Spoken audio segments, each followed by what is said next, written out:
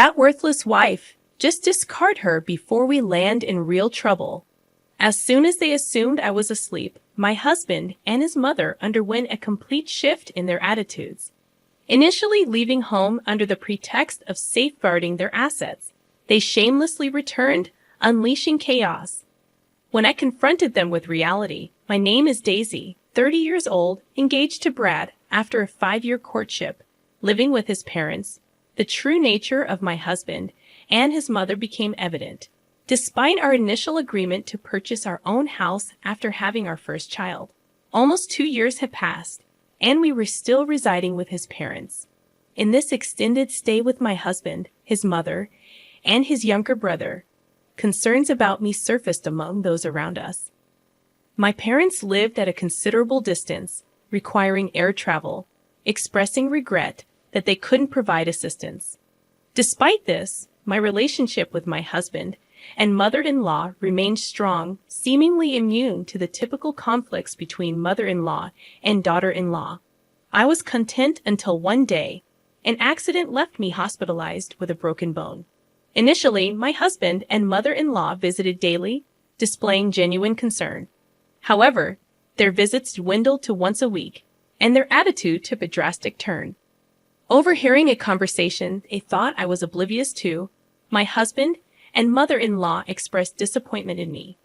The accident had rendered me unable to perform household chores or contribute financially.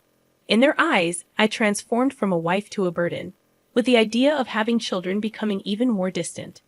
Their conversation continued, dismissing the purpose of our marriage, claiming that I was meant to serve as a maid and caregiver. Frustrated by the inconvenience, they discussed the possibility of divorcing me. Unbeknownst to them, I heard it all while pretending to be asleep. From that point on, their demeanor towards me grew increasingly cold. My husband's visits became sporadic, and my mother-in-law's comments were laced with disdain. The only solace came from my brother-in-law, who continued to assist me with daily tasks and offered emotional support during my hospitalization. Although physical therapy was challenging, my brother-in-law's presence helped me persevere. Despite my progress, when I shared news of potential lingering issues with my husband and mother-in-law, they argued over my fate, blaming me for their troubles. In reality, I had been caring for my father-in-law for 5 years, a responsibility I undertook while dating my husband. Why don't you live together since you are both going to get married anyway? Yeah, it's a great idea. We can save money by living together and then get married when we're settled. When I hesitated, they reassured me, it's okay. We have plenty of rooms, and we won't invade your privacy. Plus, you don't need to pay rent. You want to marry my son, right? How could I refuse? But in return, we have a favor to ask, Daisy. While you're working from home, can you look after our father, who needs care? It's only for 4 to 5 hours during the day when my mother is out for her part-time job. We also have my brother, so the two of you can work together.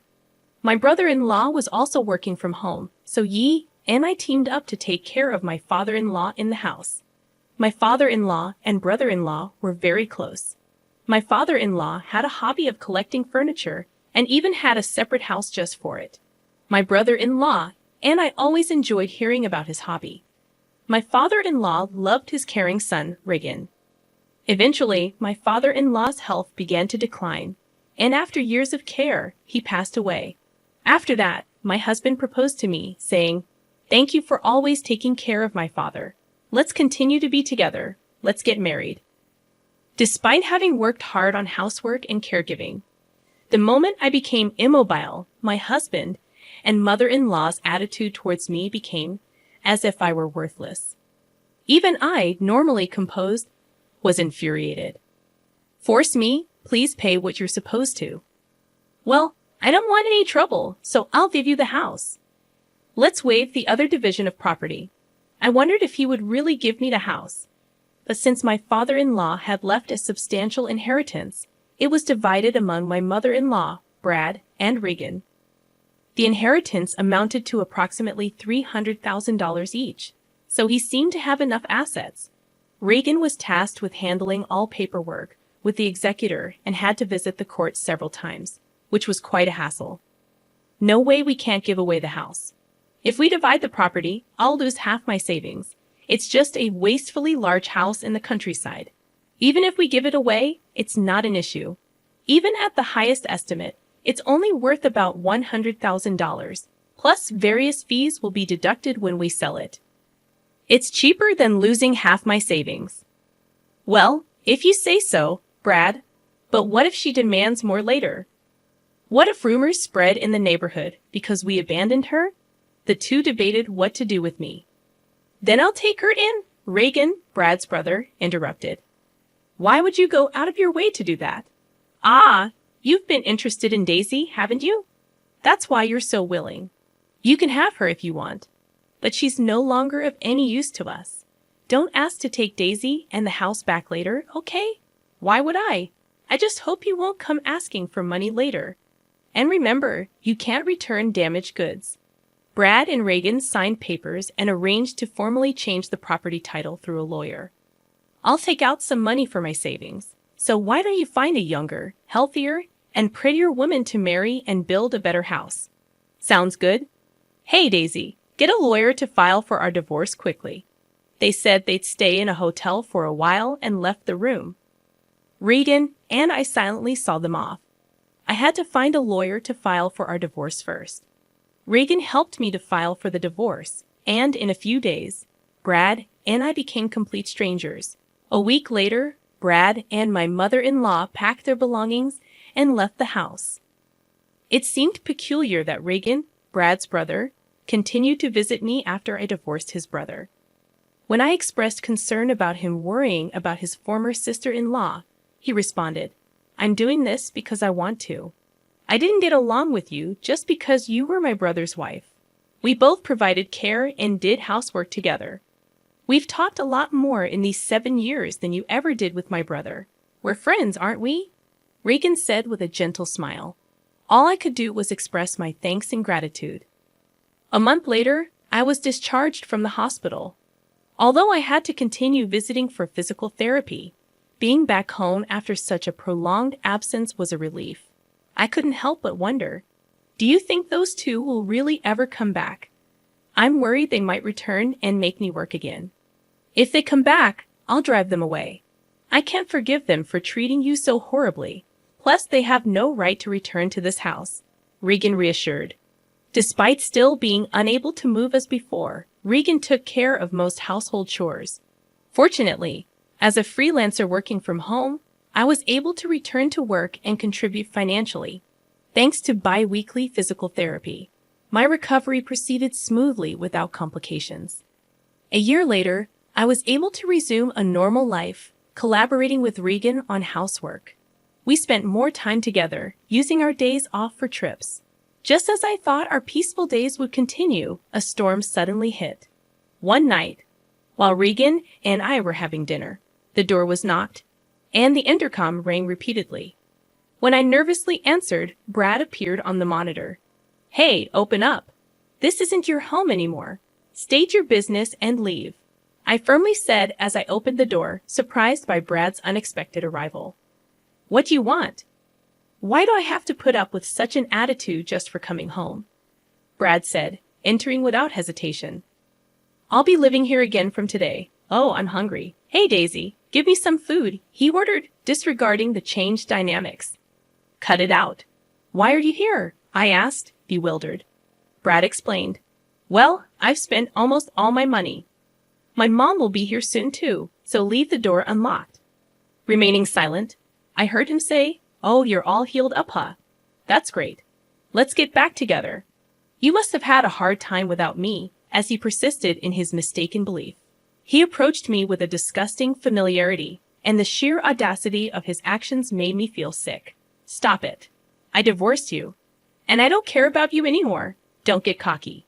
You've been living on my money all this time, and you can't do anything but housework. Just shut up and do as I say, Brad shouted at me. Just then, the door opened, and his mother arrived, criticizing the unlocked door as careless. What's going on? She's been getting cheeky, so I was giving her a bit of education.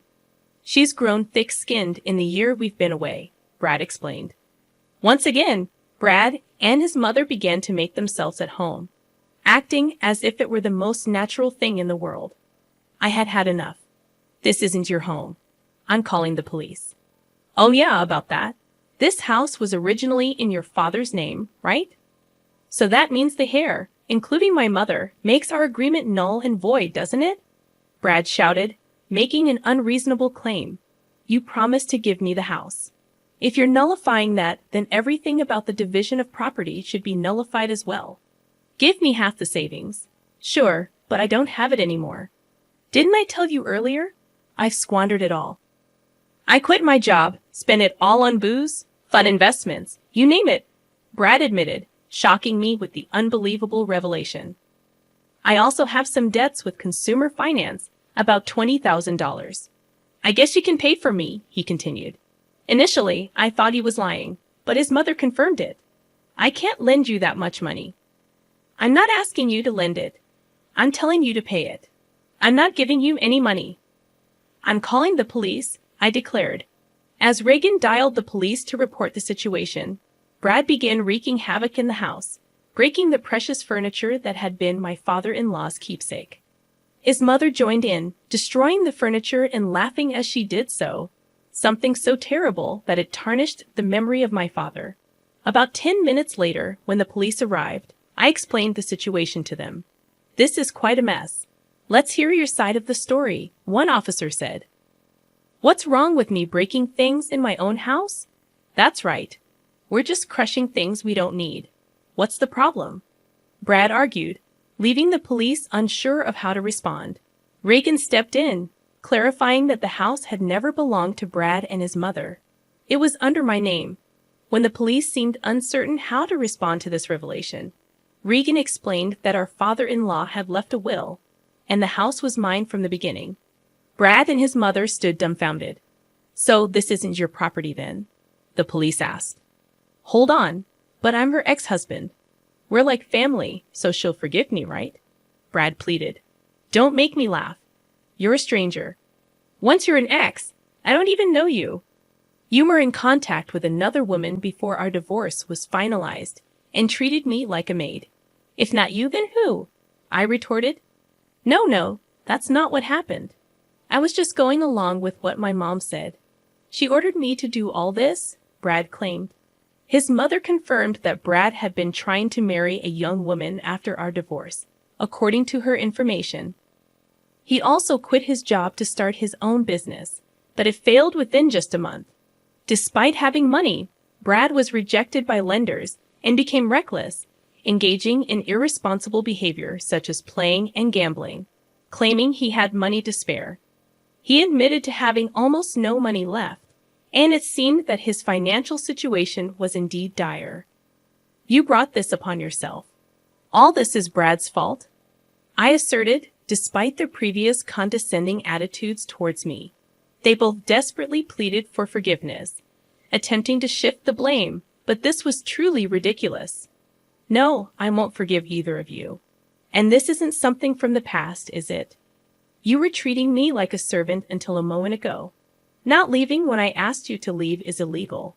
And since the furniture collected by my late father-in-law is now mine, you'll need to compensate me for that. But all right, we will compensate you. Just please don't get the police involved. You wouldn't want me to go to jail, would you? They pleaded. Unmoved, I responded. I actually don't care at all. By the way, we're married. It turned out I was married to my former brother-in-law, Reagan. It hasn't even been a year, and you've moved on to another man, my own brother at that. What are you talking about? You moved on before you were even divorced, didn't you? You wouldn't return Daisy to me, no matter how many times I asked. Stop clinging to the past already. Brad was left speechless. I don't care anymore. I'll pay for whatever damages there are. How much for my idiot husband's junk? Well, if we calculate roughly, about $100,000. The furniture that my father-in-law had collected was all high-end pieces made by famous designers, I explained. Brad and his mother, who had no interest in these items, seemed to have believed they were just junk. You're going to compensate for what you've broken, right? We're not sure if we can get the same items, but make sure to pay properly. Unable to afford such compensation, Brad and his mother were distraught. For the time being, the police took the two of them away for trespassing and vandalism. Of course, I didn't forgive them and proceeded with the lawsuit. Afterwards, Brad and his mother, who were desperately seeking help from Regan, were bluntly rejected.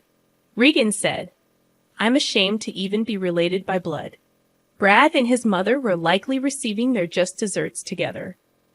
And there's one more thing I kept secret. My father-in-law told me to sell the house and use the money as I wish. Regan had told me that the price of the house was $100,000.